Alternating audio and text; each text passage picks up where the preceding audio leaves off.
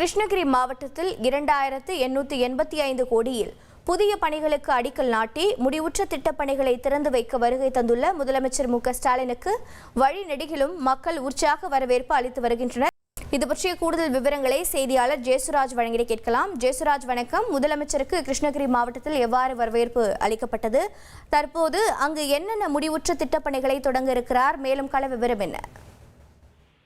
அதாவது தமிழக முதலமைச்சர் மு.க.ஸ்டாலின் அவர்கள் கிருஷ்ணகிரியில் இன்று நடைபெறும் தமிழக அரசு சார்பில் நடைபெறும் பல்வேறு நிகழ்ச்சிகளில் கலந்து கொள்ள உள்ளார். 2885 கோடி ரூபாய் மதிப்பிலான புதிய திட்ட பணிகளுக்கு அவர் அடிக்கல் நாட்டுகிறார்.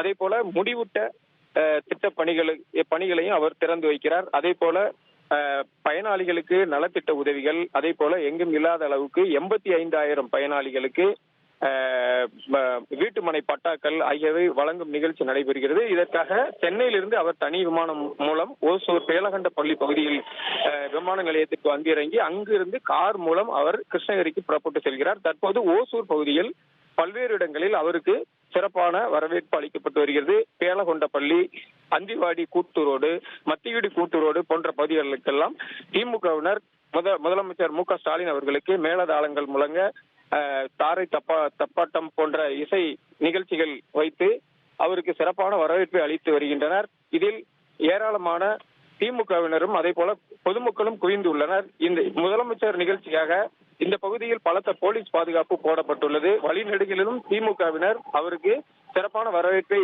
அளிக்கிறார்கள். அதனைத் தொடர்ந்து கிருஷ்ணகிரிக்கு அவர் நிகழ்ச்சி நடைபெறும் இடத்திற்கு கார் மூலம் செல்கிறார். தேசிய நெடுஞ்சாலை வழியாக சூளகிரிக்கு சென்று அங்கு ரோடு ஷோ நடைபெறுகிறது. அந்த நிகழ்ச்சியிலும் அவர் கலந்து கொண்டு அதன் பின்னால் கிருஷ்ணகிரியில் நிகழ்ச்சி நடைபெறும் ஆடவர் கலை கல்லூரி இடத்துக்கு அவர் செல்கிறார்.